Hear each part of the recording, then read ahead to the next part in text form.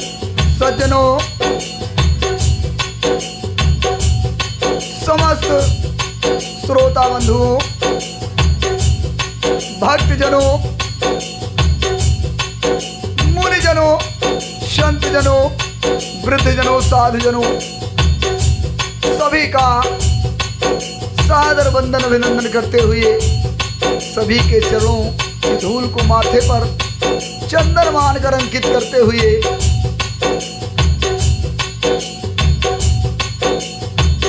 श्री रामचरितमानस श्री गोस्वामी तुलसीदास जी द्वारा रचित कुछ चौपाइयां आप सभी तक पहुंचा रहा हूं और समस्त श्रोता बंधु नर नारी माताएं बहनें तथा छोटे छोटे प्यारे प्यारे बच्चों को पुनः एक बार सादर प्रणाम करता हूं। समस्त देशवासियों को सादर प्रणाम करता हूं। जितने भी श्रोता बंधु दूर दराज से सुन रहे हैं सभी के चरणों में पुनः एक बार प्रणाम करता हूं। प्रसंग उस समय का है जब नारद भगवान को गर्व हो जाता है कि मैंने कामदेव को जीत लिया है। शिव जी से कहते हैं, ब्रह्मा जी से कहते हैं और जाकर जब विष्णु जी से कहते हैं तो विष्णु जी एक मायावी नगरी का निर्माण कर देते हैं। उसमें एक शिवलिंग नाम के राजा होते हैं और उनकी कन्या विश्वमोहिनी का स्वयंवर रच देते हैं। और विश्वमोहिनी को देख करके जब नारद जी मोहित हो जाते हैं और भगवान विष्णु से रूप मांगने के लिए पहुंचते हैं तो भगवान विष्णु जी कहते हैं कि यही विधि होई है परम हित, नारद सुनहु तुम्हार,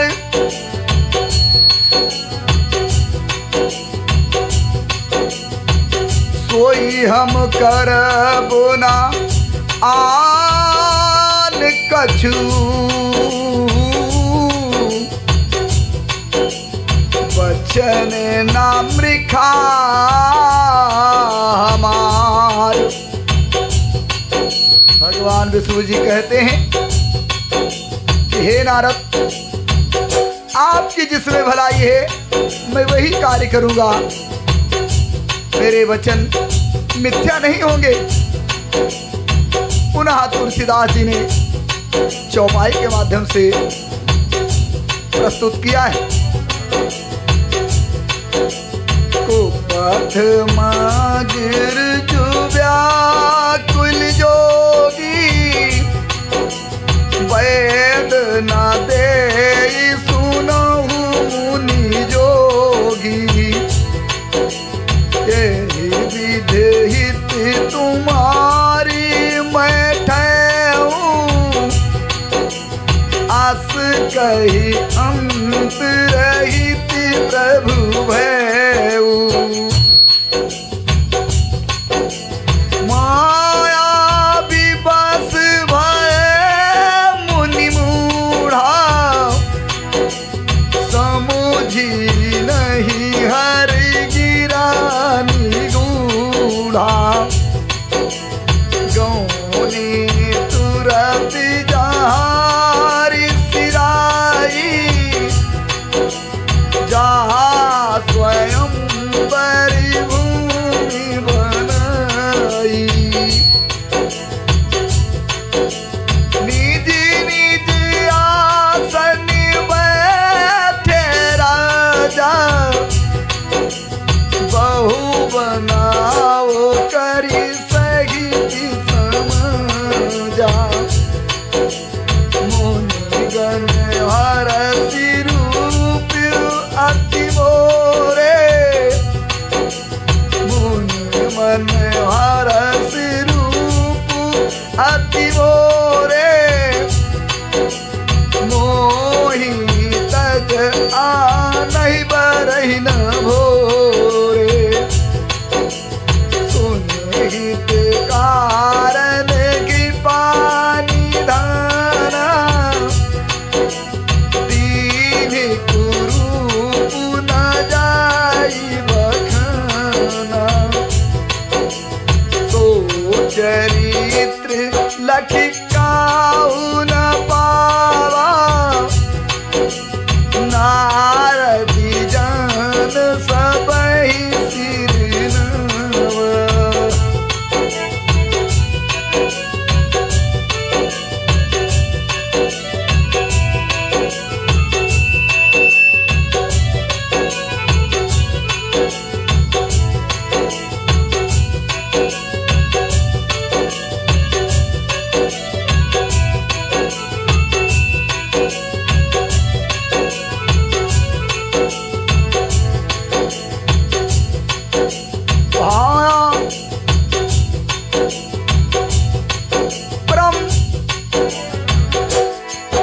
परमेश्वर विष्णु जी ने नारद जी को समझाया और कहा कि जैसे आपका कल्याण होगा, आपका हित होगा, वही कार्य मैं करूंगा। भगवान की माया के वशीभूत हुए मुनि ऐसे मूढ़ हो गए कि वे भगवान की अगूढ़ वाणी को समझ नहीं सके कि भगवान कह क्या रहे हैं। ऋषिराज नारद जी तुरंत वहां गए जहां स्वयंवर की भूमि बनाई गई थी। राजा लोग खूब सज धज कर समाज सहित अपने अपने आसन पर बैठे थे। मुनि मन ही मन प्रसन्न हो रहे थे कि मेरा रूप बड़ा सुंदर है, मुझे छोड़कर कन्या भूल कर भी दूसरे का वर्ण नहीं करेगी। कृपा निधान भगवान ने मुनि के कल्याण के लिए उन्हें ऐसा कुरूप बना दिया कि जिसका वर्णन नहीं हो सकता। पर यह चरित्र कोई भी न जान सका। सबने उन्हें नारद जानकर के ही प्रणाम किया। रहे तहा दुई रुद्रगण, तेजा नहीं सब भेऊ। विप्र वेश देखति फिरहि, परम कौतुकी देव। वहां दो शिव के गण भी थे, वे सब भेद जानते थे और ब्राह्मण का भेष बनाकर सारी लीला देखते फिरते थे। वे भी वहां मौज ले रहे थे। फिर तुलसीदास जी ने लिखा है, जे समाज बैठे मुनि जाई, हृदय रूप अहिमित अधिकाई। ताहाँ बैठे महेश गण दो, विप्र वेश गति लखाई न को। करहि कूट नारद ही सुनाई, नीक दीन हरि सुंदरताई। दीधई कुंवरी देखी छवि की, जही राज कुंवरी छवि देखी। इनहि बरहि हरि जान देखी। मुनि मोह मन हाथ पराए, हसहि शंभुगन अति सच पाए। जदपि सुनहि मुन अति पटवानी, समुझ न परहि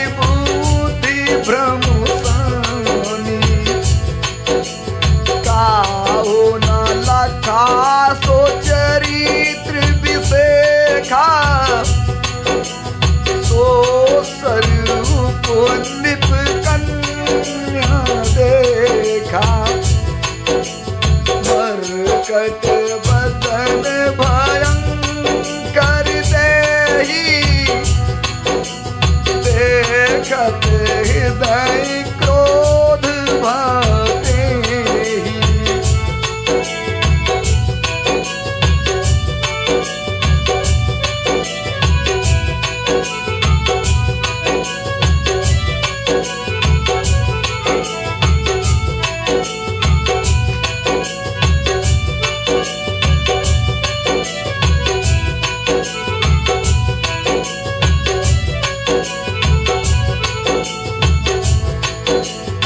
नारद जी अपने मन में अपने स्वरूप का बड़ा अभिमान किए हुए जिस समाज में जाकर बैठे थे, वहीं दोनों शिव जी के गण भी बैठे थे। ब्राह्मण के वेश में होने के कारण उनकी इस चाल को कोई जान न सका। वे नारद को सुना सुना कर व्यंग्य वचन कहते थे कि भगवान ने इनको अच्छी सूरत दे दी है, बहुत ही सुंदर बनाया है, इनकी शोभा देखकर राजकुमारी रिझ जाएगी और हरी जानकर इनको ही खास तौर से मरेगी। नारद मुनि को मोह हो रहा था क्योंकि उनका मन दूसरे के हाथ में था। शिव जी के गण बहुत प्रसन्न होकर हंस रहे थे। यद्यपि मुनि की अटपटी बातें सुन रहे थे, पर बुद्धि भ्रम में सनी हुई, बुद्धि के कारण वे बातें समझ में नहीं आती थी। नारद जी ये नहीं समझ पा रहे थे कि ये मेरी प्रशंसा कर रहे हैं कि मेरी बुराई कर रहे हैं। इस विशेष चरित्र को किसी ने नहीं जाना, केवल कन्या ने नारद जी का रूप देखा। उनका बंदर सा मुंह और भयंकर शरीर देखते ही कन्या के हृदय में क्रोध आ गया। तो सखी संग ले कुंवर तब चली जनु राज मराल, देखती फिरई समीप सब कर सरोजी जय माल। तब राजकुमारी सखियों के साथ लेकर के इस तरह चली मानो राजहंसनी चल रही हो। वह अपने कमल जैसे हाथों में जयमाला लिए सब राजाओं को देखती हुई घूमने लगी। तुलसीदास जी ने चौपाई के माध्यम से प्रस्तुत किया है।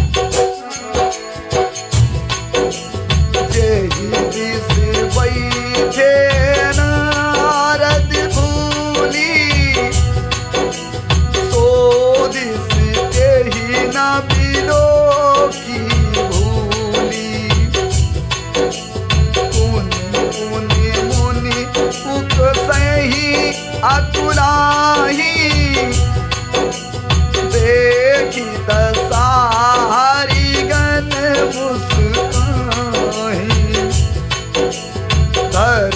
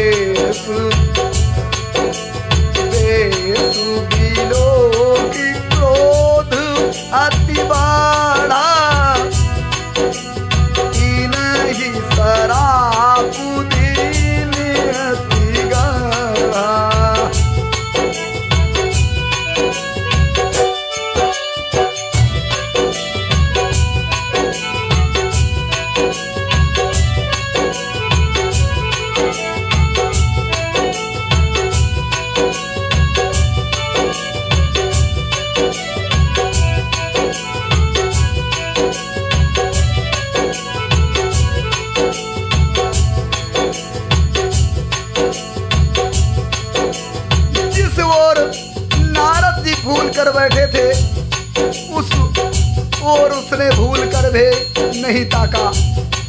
नारद मुनि बार बार उचकते और छटपटाते हैं। उनकी दशा देखकर शिवगण मुस्कुराते हैं। भगवान विष्णु जी ने एक सुंदर राजा का शरीर धारण करके और उसी सभा में जाकर के विराजमान हो गए। राजकुमारी ने हर्षित होकर उनके गले में जयमाला डाल दी। श्री लक्ष्मी निवास भगवान दुल्हन को लेकर चले गए। सारी राजमंडली निराश हो गई। मोह के कारण उनकी बुद्धि नष्ट हो गई थी। इससे वह बहुत ही विकल हो गए, मानो गांठ से छूटकर मर गिर गई हो। तब शिव जी के गणों ने मुस्कुराकर कहा, जाकर दर्पण में अपना मुंह तो देख लीजिए। अब ऐसा कहकर वे दोनों बहुत भयभीत होकर भागे। मुनि ने जल में जब अपना मुंह झांक करके देखा नारद जी ने, तो अपने रूप को देखकर उनको बहुत बड़ा क्रोध आया और उन्होंने शिव जी के उन दोनों गणों को अत्यंत कठोर श्राप दिया। दोहे के माध्यम से सुने। हो निशाचर जाई तुम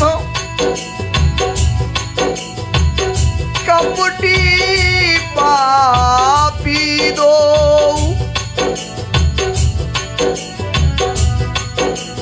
हास्य हूँ हम ही सोले हूँ फल, और बहुरे हंसे मुनि को।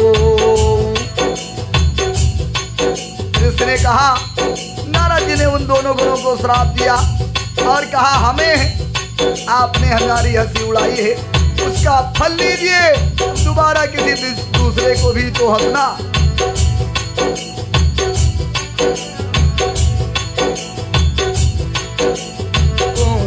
जल दीख रूप निज पावा,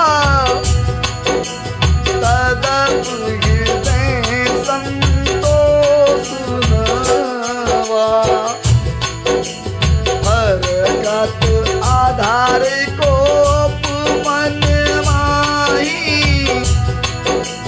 सपदि चले कमला पति पाही।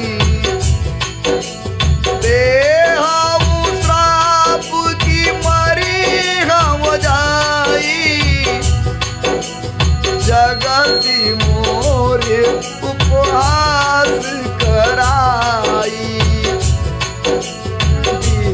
जहीं पंत मिले धनुजारी, संग रमा सोई राजकुमारी। बोले वचन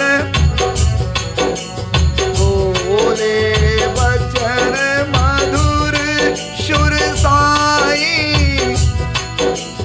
मुनि का चक्कर मुनि का चले विकल की नाई।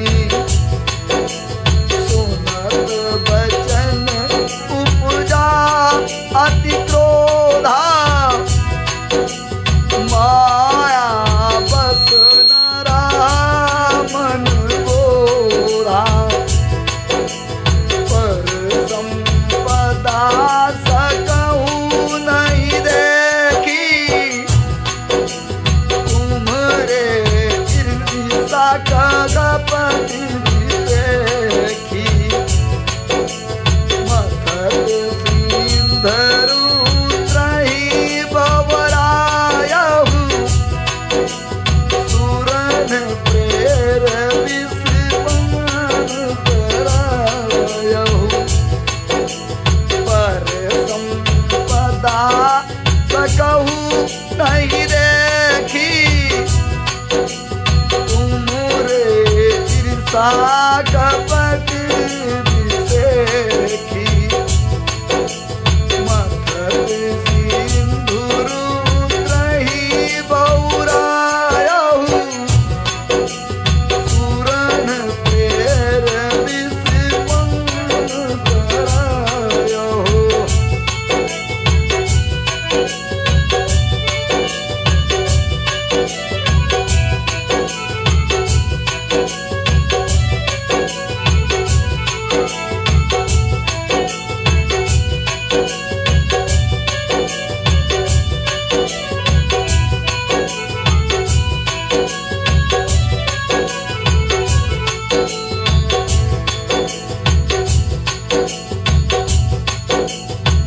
दोनों शिव के गणों को साफ लेने के बाद नारद जी ने दोबारा अपने मुंह को पानी में जब देखा तो वे अपने असली रूप में आ चुके थे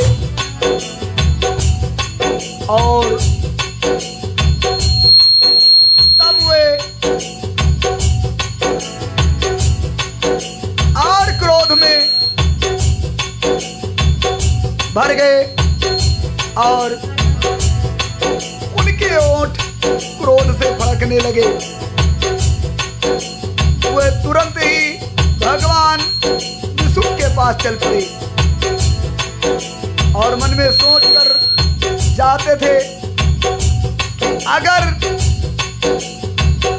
भगवान कहीं मिल गए तो उन्हें या तो श्राप दे दूंगा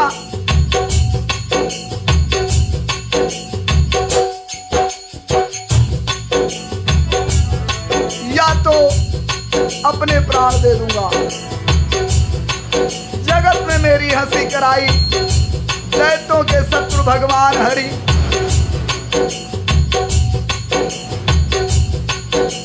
उन्हें बीच रास्ते में ही मिल गए। साथ में लक्ष्मी जी और वही राजकुमारी थी जिसका स्वयंवर भी कुछ क्षण पहले नारद जी ने देखा था। देवताओं के स्वामी भगवान मीठी वाणी में बोले कि हे मुन, व्याकुलों की तरह कहाँ चल पड़े हो। ये शब्द सुनते ही नारद जी को बड़ा क्रोध आया। माया के वशीभूत होने के कारण मन में कुछ चेत नहीं रहा।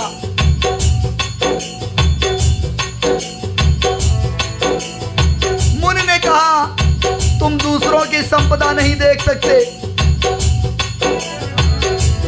तुम्हारे ईर्ष्या और कपट बहुत ही भरा पड़ा है मन में। समुद्र मथते समय तुमने, जिस समय समुद्र का मंथन हुआ था, तुमने शिव जी को बावला बना दिया और देवताओं को प्रेरित करके उन्हें विषपान करवा दिया।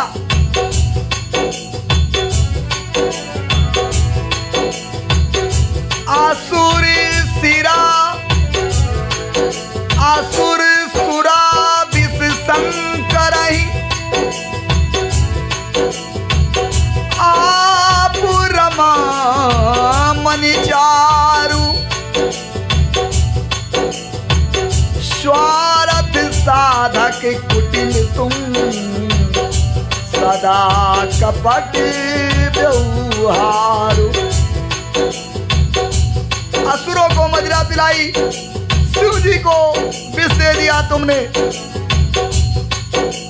और स्वयं लक्ष्मी और सुंदर कौस्तुभ मणि ले ली।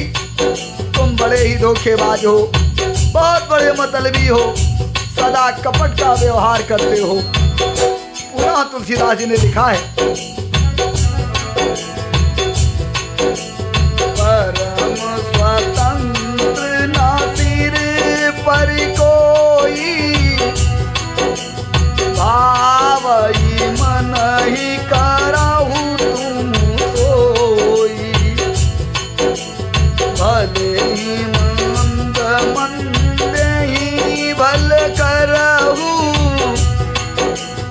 इसमें हरस नहीं कुछ धरहु। डहाकी डाक पर जेहू सब काहू, अति असंत मन सदा उठाहू। करम शुभ तुम्हारी न बाधा, अभी लग तुम्हारी न काहू सदा। भले भवन अब वायन दीना, पाओगे फल आपन कीना। भले भवन अब वायन दीना, पाओगे फल आपन की बंचे हूँ मोहि जवन धरि धीरा बंचे हूँ मोहि जवन धरि देहा सोई तन धरहु श्राप मंगेहा कपि आकृत तुम कीन हमारी करी है ही किस सहाय तुम्हारी मम अपकार कीन तुम भारी नार बिरह तुम हो दुखारी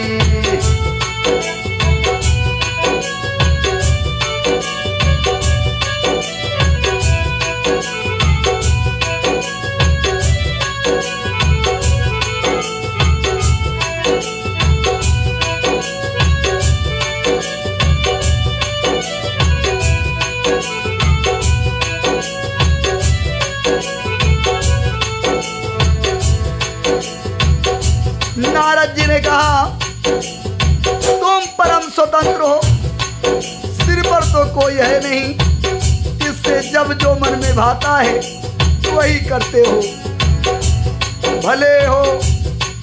भले को बुरा और बुरे को भला कर देते हो, हृदय में हर्ष और विषाद कुछ भी नहीं लाते, सबको ठग ठग करके परख गए हो। नारद जी बहुत क्रोधित हुए और कहने लगे हे भगवान विष्णु, आप सबको ठग ठग करके बहुत परख गए हो, अत्यंत निडर हो गए हो, इसी से मन में सदा उत्साह रहता है। शुभ अशुभ कर्म तुम्हें बाधा नहीं देते, अब तक तुमको किसी ने ठीक नहीं किया है, यानी आपको किसी ने आपके किए पर रोक नहीं लगाई, आपको कोई ठेस नहीं पहुंचाया। अब की तुमने अच्छे घर बना दिया है, जैसे जबरदस्त आदमी से छेड़खानी की है, अतः अपने किए का फल अवश्य पाओगे। नारद जी ने कहा आपकी बारी, आपको फल अवश्य मिलेगा। जिस शरीर को धारण करके तुमने मुझे ठगा है, तुम भी वही शरीर धारण करो, यह मेरा श्राप है। अर्थात तुमने मानव का शरीर धारण करके और विश्व मोहिनी का स्वयंवर में रचाया और राजा का स्वरूप धारण करके विश्व मोहिनी को अपनाया है, इसलिए मेरा श्राप है कि तुम भी मानव शरीर धारण करोगे। और तुमने हमारा स्वरूप बंदर का बना दिया था, इससे बंदर ही तुम्हारी सहायता करेंगे। मैं जिस स्त्री को चाहता था उससे मेरा वियोग कराकर तुमने बड़ा हित किया है। हे भगवान विष्णु, तुम भी स्त्री वियोग में बहुत ही परेशान होगे, बहुत ही दुखी होगे। तो श्राप शीश धर हरस ही प्रभु बहु बिनती कीन, निज माया कै प्रबलता, अरे करसी कृपा निधि लीन। सांप को सिर पर रखकर हृदय में हर्षित होते हुए प्रभु विष्णु ने नारद से बहुत विनती की और कृपा निधान भगवान ने अपनी माया की प्रबलता खींच ली, अपनी माया हटा ली। तुलसीदास जी ने चौपाई के माध्यम से प्रस्तुत किया है। तब हरि माया दूर निवारी, नहीं तारा माना राजकुमारी। तब सभी ती हरि चरणा कहे पाही प्रणतारी तुहरना मृखा हो मम श्राप कृपाला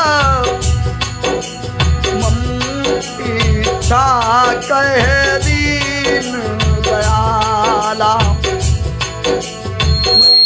दुर्वचन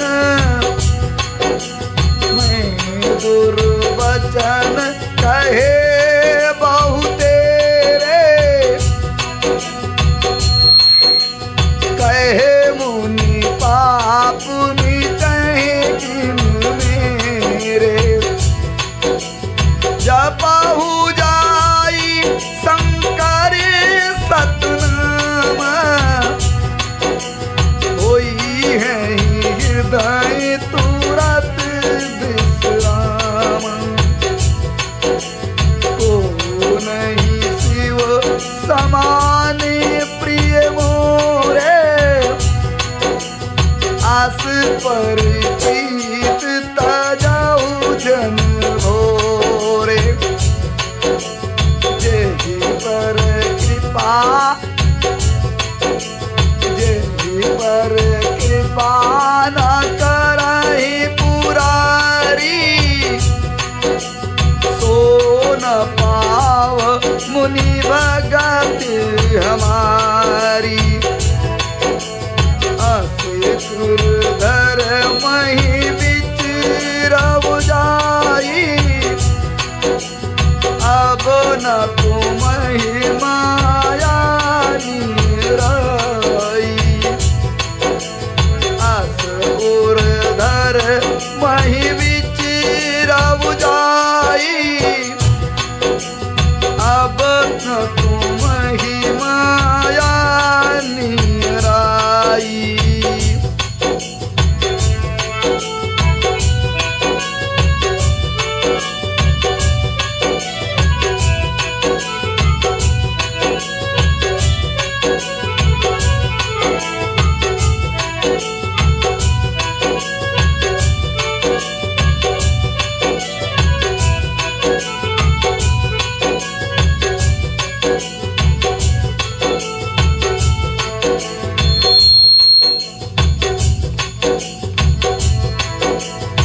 भगवान ने अपनी माया हटा ली तब वहां ना लक्ष्मी थी और न वह राजकुमारी ही दिखाई पड़ी।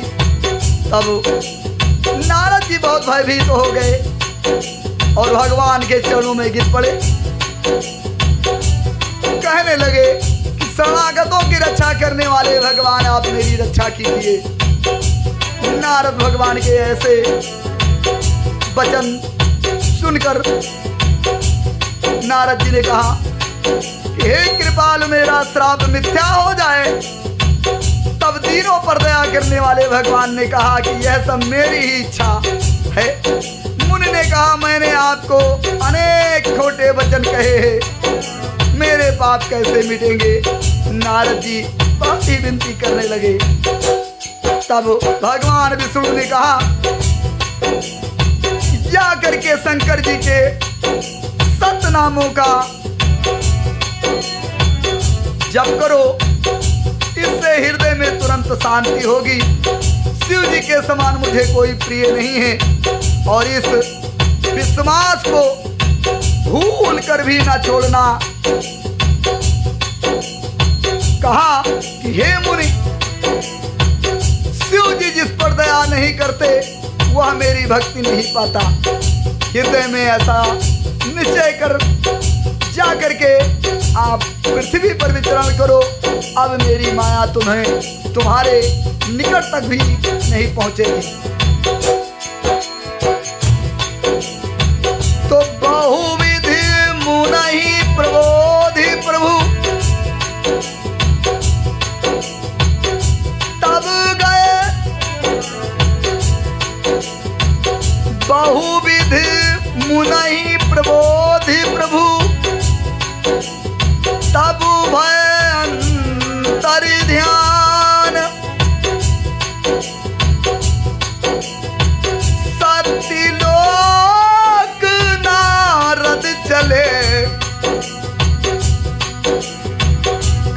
राम गुणगान। बहुत प्रकार से मुनि को समझा बुझा करके तब प्रभु अंतर ध्यान हो गए। प्रभु अंतर ध्यान हो गए और श्री रामचंद्र जी का गुणगान करते हुए नारद जी ब्रह्मलोक को चले। हरे गण गुनाही जात पत देखी, हरि गण मुनि जात पथ देखी, विगत मोह मन हरस देखी, अति सभीत नारद पहियाए, गही पद आरत वचन सुनाए।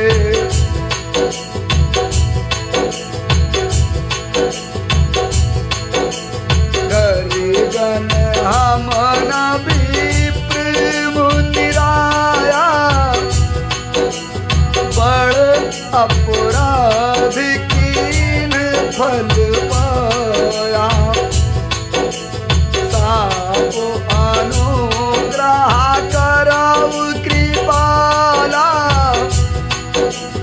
बोले नारद दीन दयाला, निश्चर जाई हो तुम दो, वैभव पुल तेज बल दो,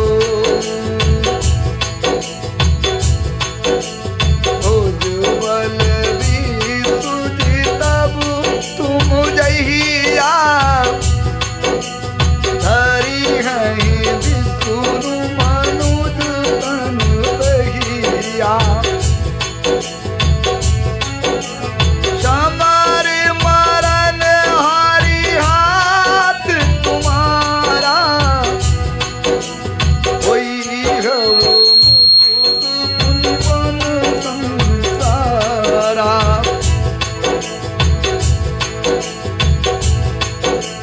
समर मरण हरि हाथ तुम्हारा, होई हो मुकुट ना पुण्य संसारा, चले जुगल पुनिपद शिरुनाई, भय निशाचर कालहि पाई,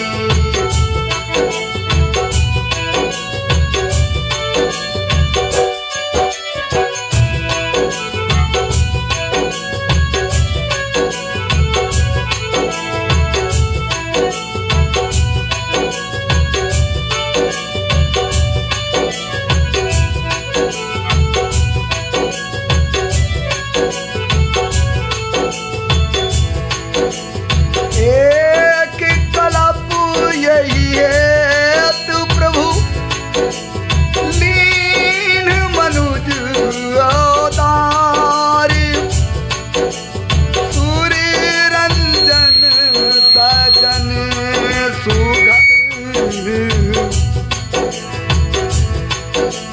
सूर्य रंजन सजन सुखद, हरि भंजन भुरि भार। देवताओं को प्रसन्न करने वाले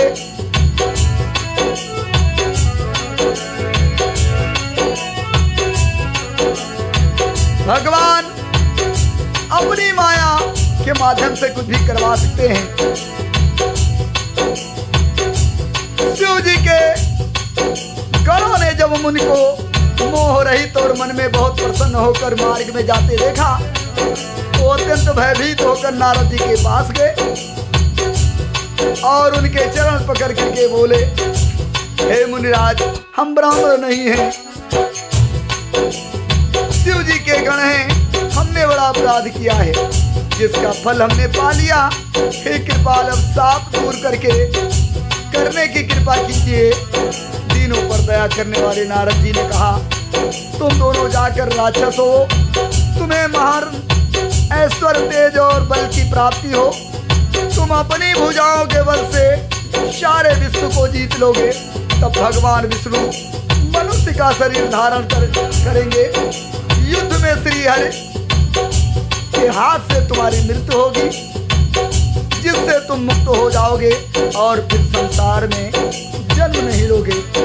वे दोनों मुनि के चरणों में सिर नमाकर चले और समय पाकर राक्षस हुए।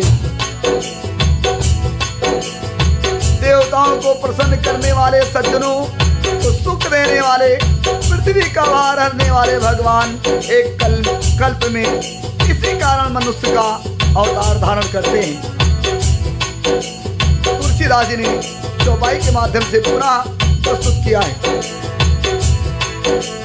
ये विध जन्म करम हरि के रे, सुंदर सुखद विचित्र घने रे, कलप कलप प्रत्युप्रभु अवतरहि, कलप कलप प्रभु अवतरहि, चारु चरित नाना विध करहि।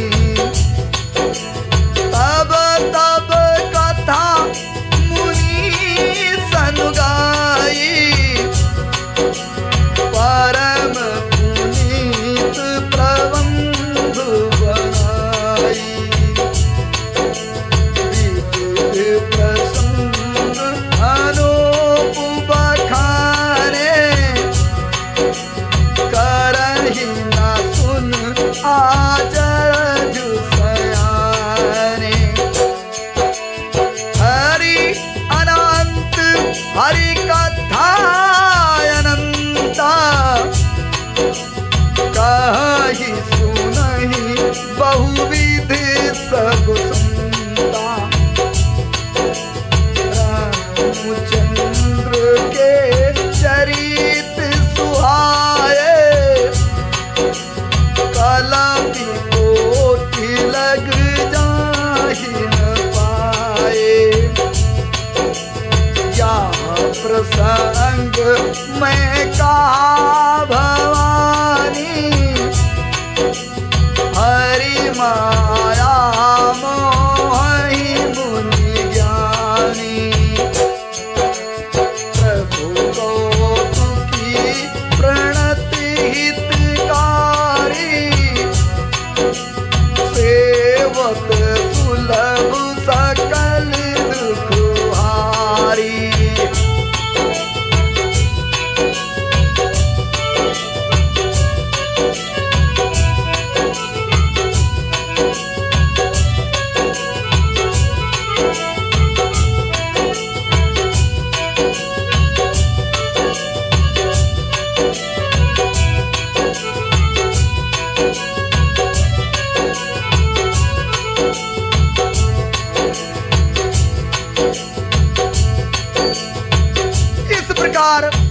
भगवान अनेकों सुंदर सुखदायक और अलौकिक जन्म और कर्म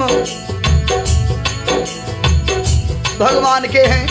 प्रत्येक कल्प में जब जब भगवान अवतार लेते हैं, नाना प्रकार की सुंदर लीलाएं करते हैं। भगवान शिव पार्वती जी से कह रहे हैं, तब तब मुनीश्वरों के परम पवित्र काव्य रचना करके उनकी कथाओं का गान किया करते हैं। तब तब मुनीश्वरों ने परम पवित्र काव्य रचना करके उनकी कथाओं का गान किया है और भांति भांति अनुपम प्रसंगों का वर्णन किया है, जिनको सुनकर समझदार यानी विवेकी लोग आश्चर्यचकित नहीं होते। श्री हरि अनंत हैं, उनकी कथाएं अनंत हैं, उनका कोई पार नहीं पा सकता है। उनकी कथा भी अनंत है। सब संत लोग उन्हें बहुत प्रकार से कहते सुनते हैं। श्री रामचंद्र जी के सुंदर चरित्र करोड़ों कल्पों में भी गाए नहीं जा सकते। शिव जी कहते हैं कि हे पार्वती, मैंने यह बतलाने के लिए यह प्रसंग को कहा है कि ज्ञानी मुनि भी भगवान की माया मोहित हो जाते हैं। जैसे नारद भगवान हो गए, प्रभु कौतकी यानी लीलामय है और शरणागत का हित करने वाले भी है। वे सेवा करने में बहुत सुलभ और दुखों को हरने वाले भी हैं। तो शूर नारी मुनि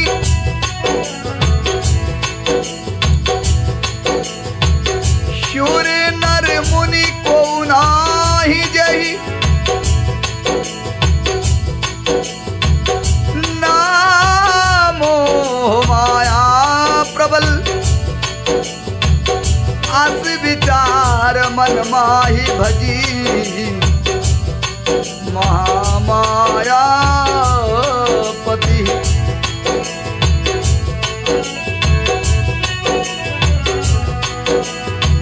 भगवान कहते हैं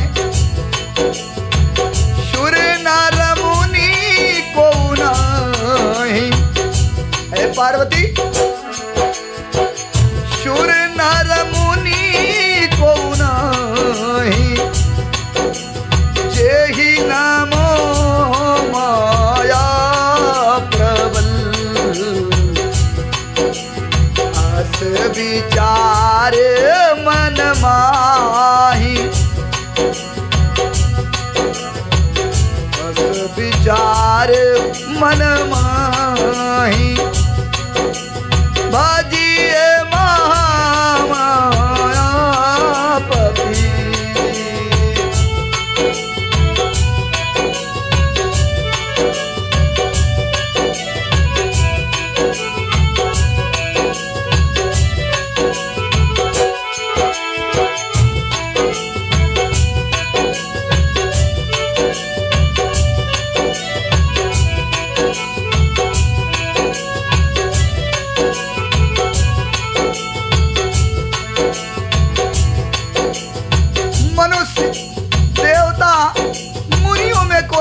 नहीं है जिसने भगवान की महान बलवती माया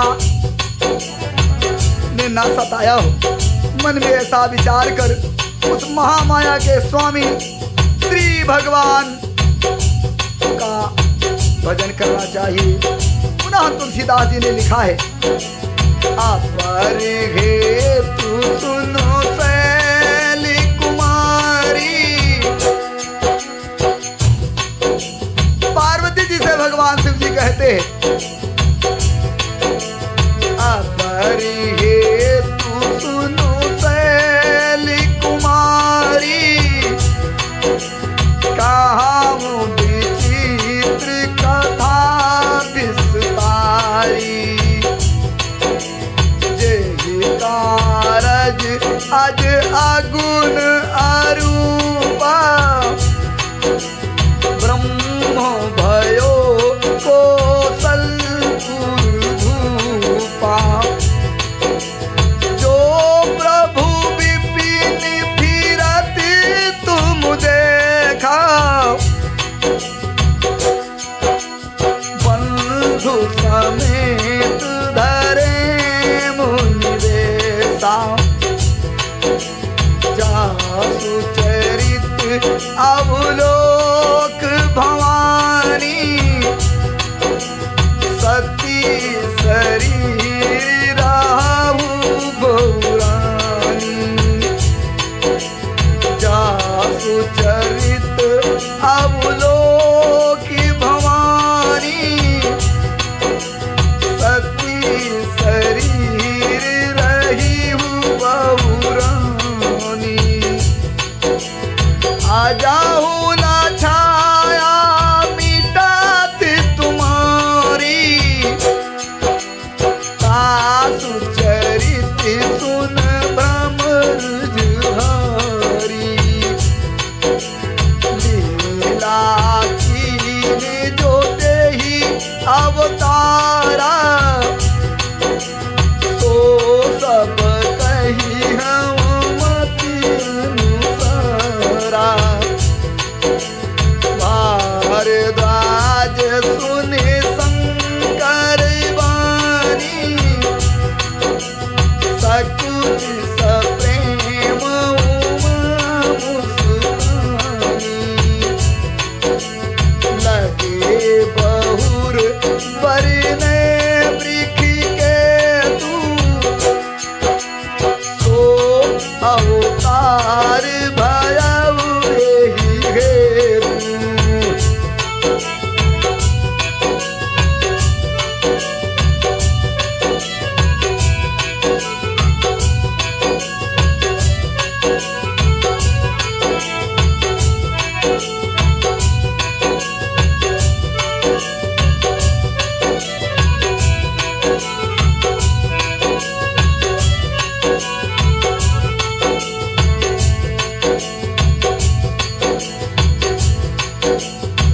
भगवान शिव ने कहा कि हे शैल कुमारी पार्वती, दूसरी कथा विस्तार समेत कहता हूं।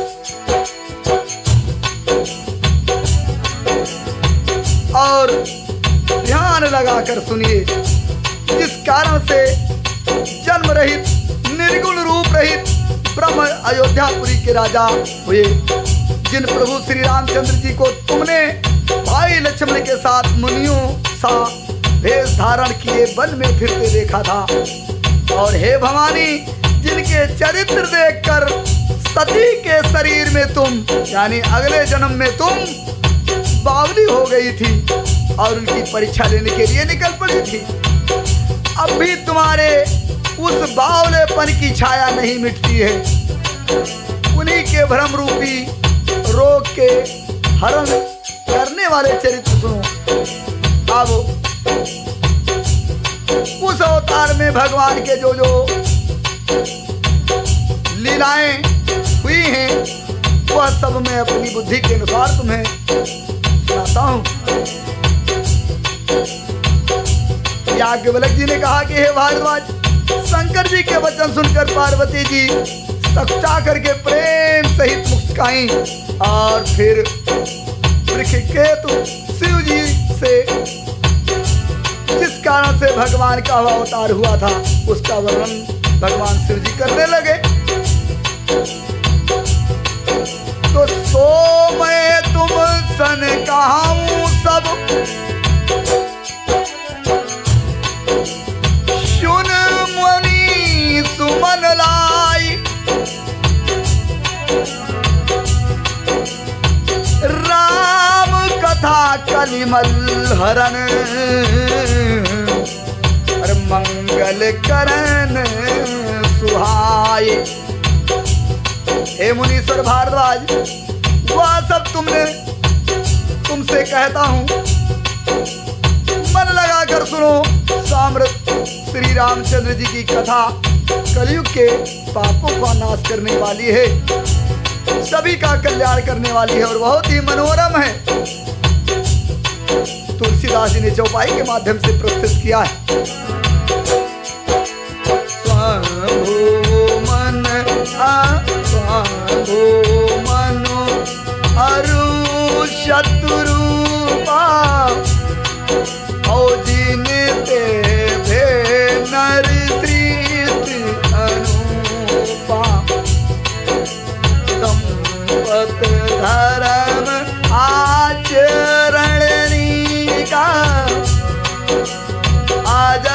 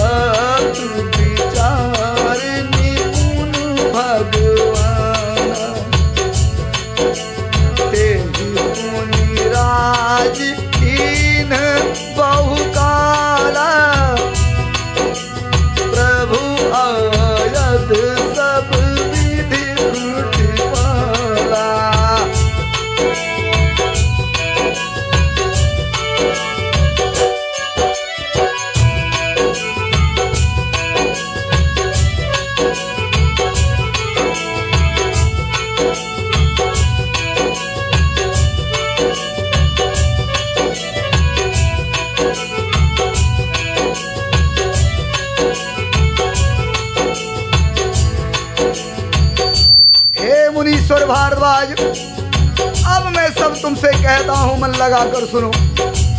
श्री रामचंद्र जी की कथा कलयुग के पापों को नसाने वाली है, कल्याण करने वाली है और बड़ी सुंदर है। स्वयंभू मनु और उनकी पत्नी शत्रुपा, जिनसे मनुष्यों की यह अनुपम सृष्टि हुई है, इन दोनों पत्नी के धर्म और आचरण बहुत अच्छे थे। आज भी वेद जिनकी मर्यादा का गुणगान करते हैं।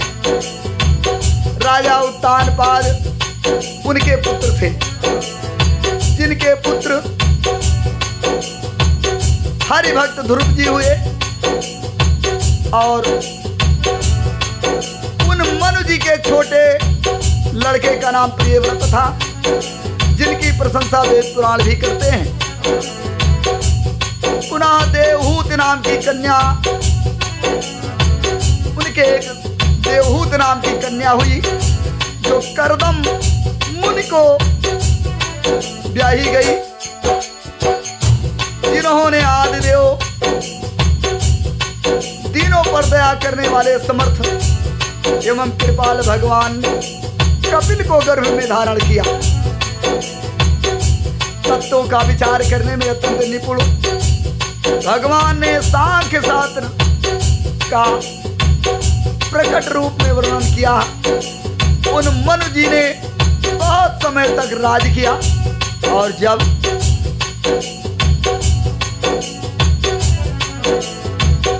और सब प्रकार से भगवान की आज्ञा का पालन किया, तो होई न विषय विराग भवन, बसत भा चौथापन, हृदय बहुत दुख लागी जन्म, गयो हरि भगत बिनु।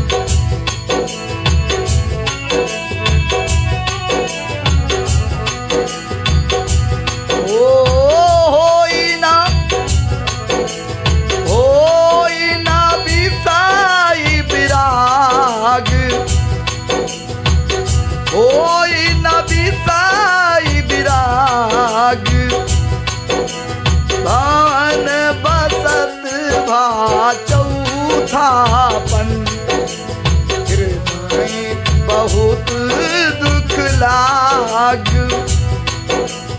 हृदय बहुत दुख लाग,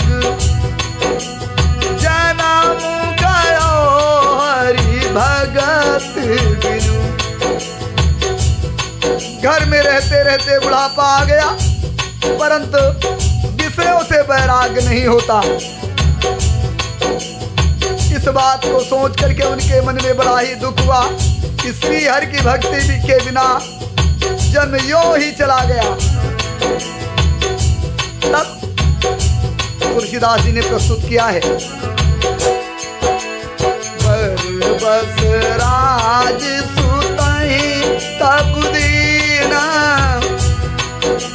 नारी समेत गमन बन कीन्हा, तीरथ वर नेमिषि विख्याता, अति पुनीत साधक सिद्धिदाता, बसहिता मुनि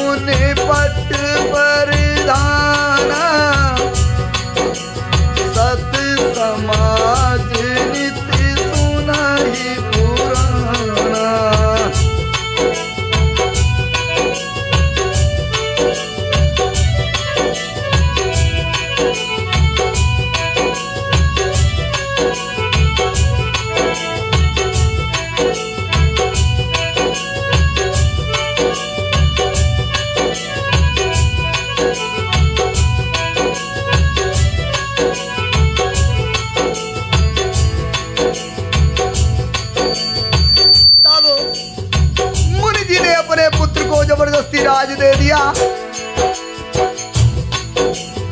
और स्वयं स्त्री सहित वन को गमन किया। अत्यंत पवित्र साधकों को सिद्ध करने वाला तीर्थों में श्रेष्ठ नैमिषारण्य प्रसिद्ध है, जिसको नेमसार भी कहते हैं। और वहाँ मुनियों और सिद्धों के समूह बसते हैं। राजा मनु हृदय में हर्षित होकर के वहीं चले और वह धीर बुद्धि वाले राजा रानी मार्ग में जाते हुए ऐसे सुशोभित हो रहे थे मानो ज्ञान और भक्ति ही शरीर धारण करके जा रहे हो। चलते चलते गोमती नदी के किनारे पहुंचे। हर्षित होकर के उन्होंने निर्मल जल में स्नान किया।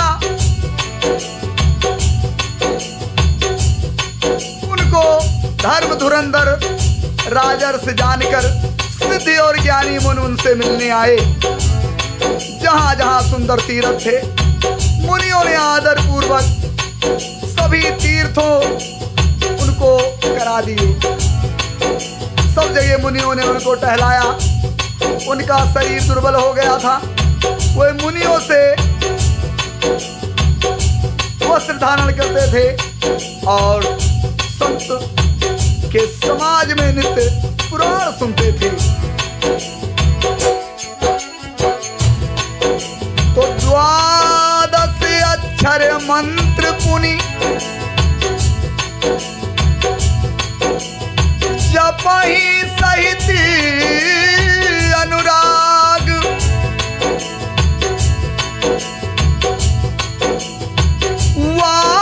वासुदेव